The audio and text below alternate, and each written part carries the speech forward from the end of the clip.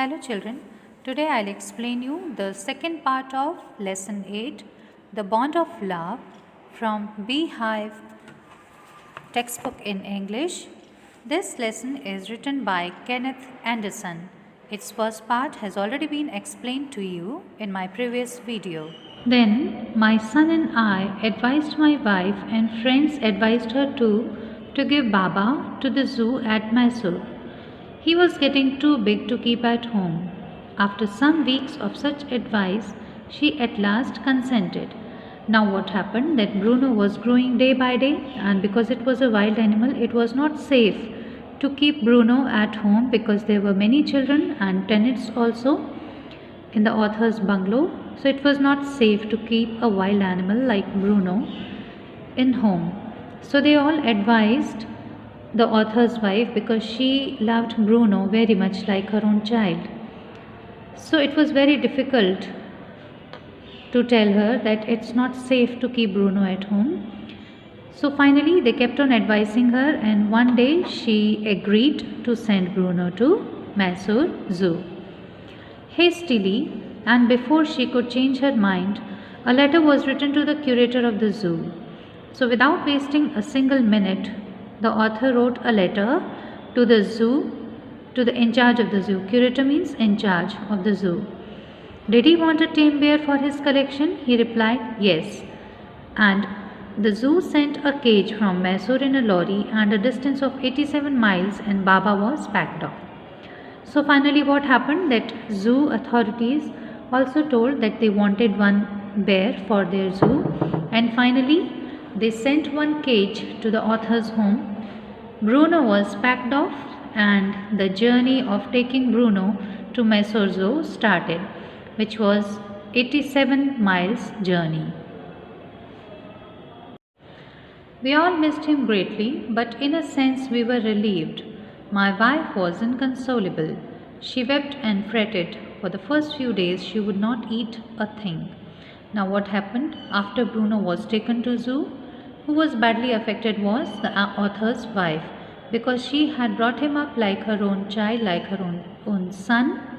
And now what happened that after parting from Bruno, she became very sad. She wept means she cried a lot, and fretted. Fretted means she remained worried about him.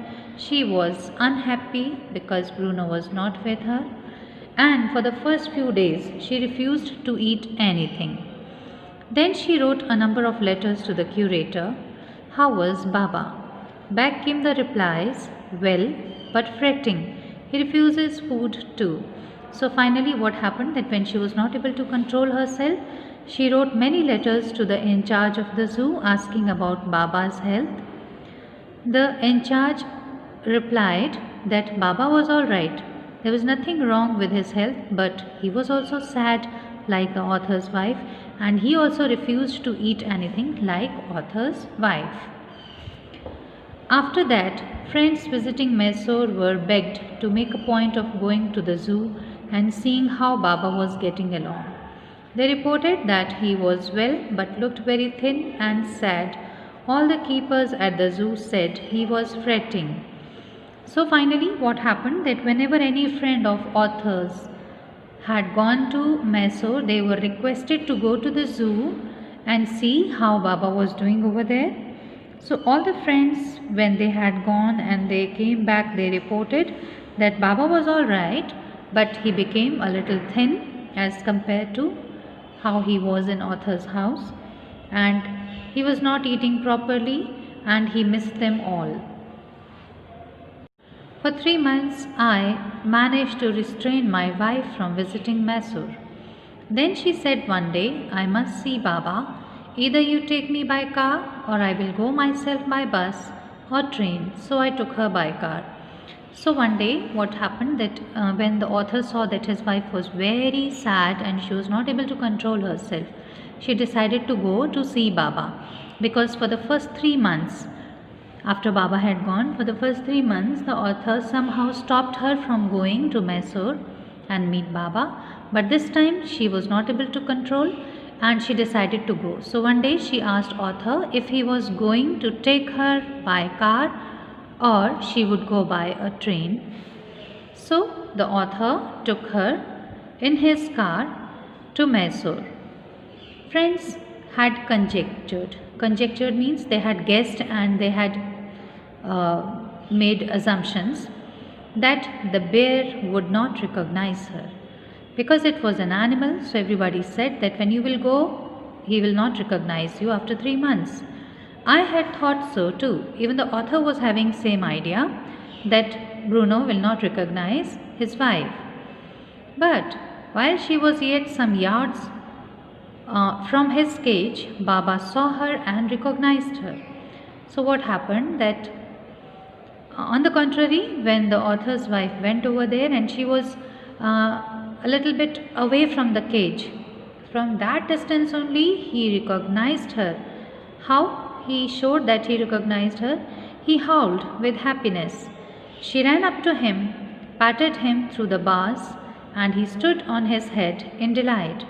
So how he expressed his happiness on seeing author's wife, that he howled with happiness, and she also ran to him. She patted him through the bars, she patted his back after meeting him, and in his extreme happiness Bruno stood on his head because he was very much delighted, very much happy to see the author's wife that was just like Bruno's mother. For the next 3 hours she would not leave the cage. She gave him tea, lemonade, cake, ice cream and what not. So what happened that after meeting Baba in zoo, for the first 3 hours the author's wife did not leave him for a second, and she had brought a number of eatables for him and she gave him to eat and drink. These are the things which she brought, and so many things she had taken which Baba loved to eat. Then closing time came and we had to leave. My wife cried bitterly, Baba cried bitterly. So what happened that when the closing time came after 3 hours, now they had to leave the zoo. So when this time came, the author's wife cried a lot. She cried bitterly because now she had to leave Baba. And even Baba also cried bitterly. Even the hardened curator and the keepers felt depressed. As for me, I had reconciled myself to what I knew was going to happen next. So what happened that not only Baba and author's wife had cried bitterly for each other, but the in charge of the zoo and the keepers who were taking care of the animals at the zoo, they also felt very bad for both Baba and author's wife. And now author knew that what was going to happen. Oh please sir, she asked the curator, may I have my Baba back? Hesitantly he answered, madam, he belongs to the zoo and is a government property now. I cannot give away government property. But if my boss, the superintendent at Bangalore, agrees, certainly you may have him back. So, after meeting Baba now, the author's wife was not able to control her emotions and she wanted him back in her house. So what happened that she went to the zoo in charge and requested him that can I take my Baba back to my home? So the curator of the zoo was understanding the feelings of author's wife, but he was helpless. Why? Because now, once Baba had joined the zoo, he had become the government property, and it was not his right to give away government property to anyone. So he was helpless in sending Baba along with the author's wife. So he said that if you want him back, you should get permission from the superintendent of the zoo who lives at Bangalore. And if he agrees to give Baba to you, you can take him home. There followed the return journey to Bangalore and a visit to the superintendent's bungalow. A tearful pleading, Baba and I are both fretting for each other. Will you please give him back to me? So what happened that after this, the author and his wife, they both went back to Bangalore and they met the superintendent of the zoo at his bungalow. Author's wife requested him that she wanted Baba back.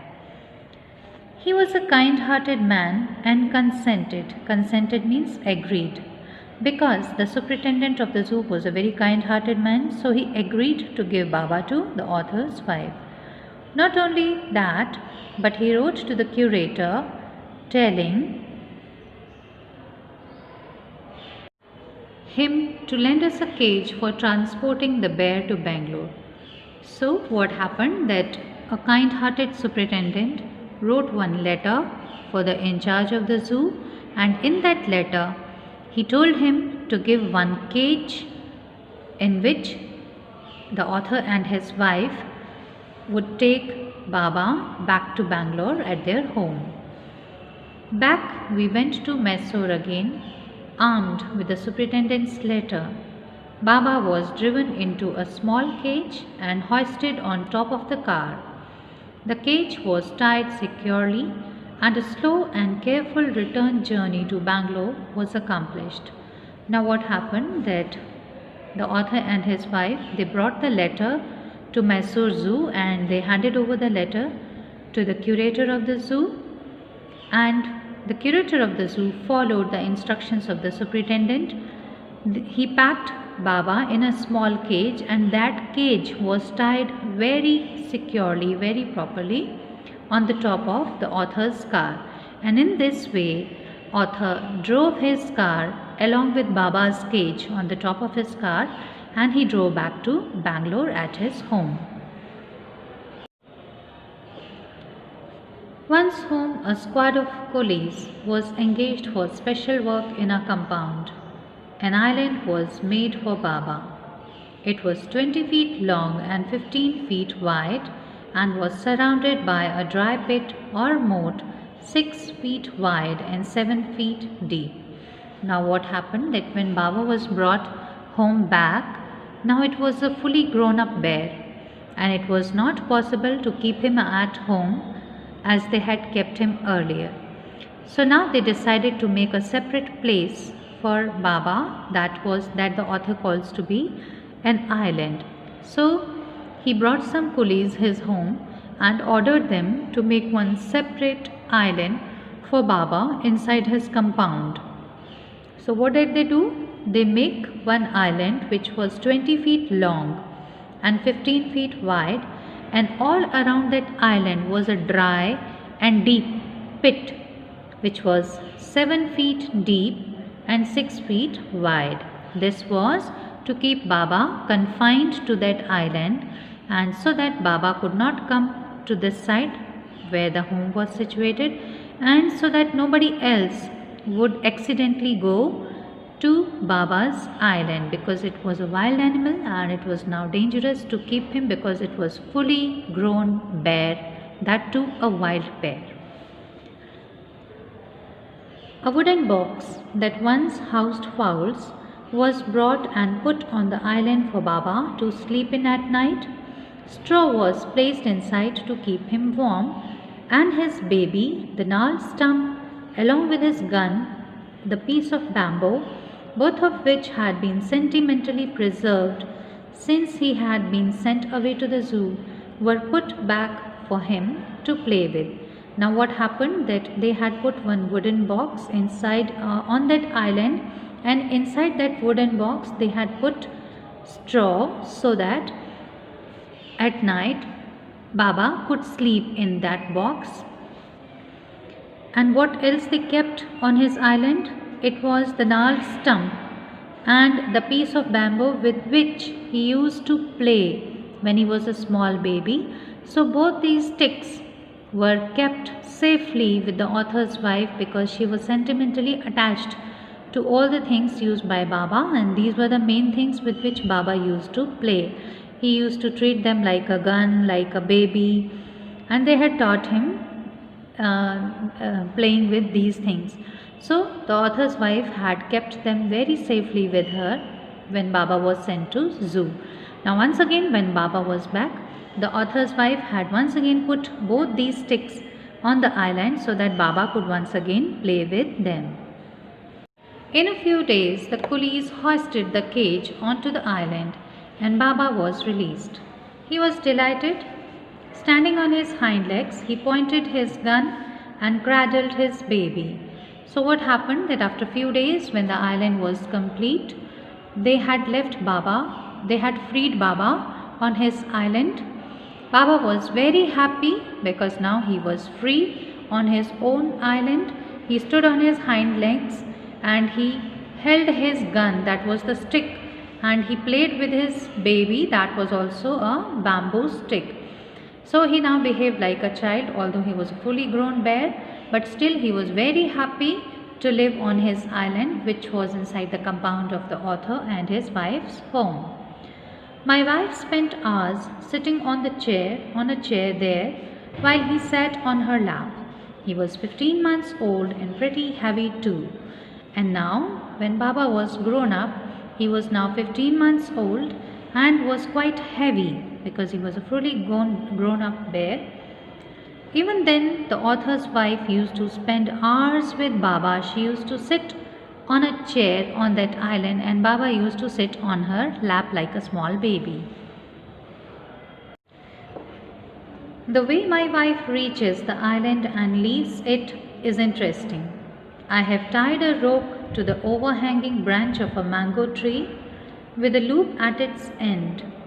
Putting one foot in the loop, she kicks off with the other to bridge the 6-foot gap that constitutes the width of the surrounding pit. Now, how the author's wife reaches Baba's island was also a very interesting thing. The author had tied a rope to an overhanging branch of mango tree which was over there in his compound, and he had made a loop in that rope at its other end, which was loose, which was free. In that loop, the author's wife used to put one foot and kick the ground with another foot, and she used to hang like a Tarzan, and she used to reach the Baba's island. The return journey is made the same way, but who can say now that a sloth bear has no sense of affection, no memory, and no individual characteristics? So now the author ends the story with a very important question.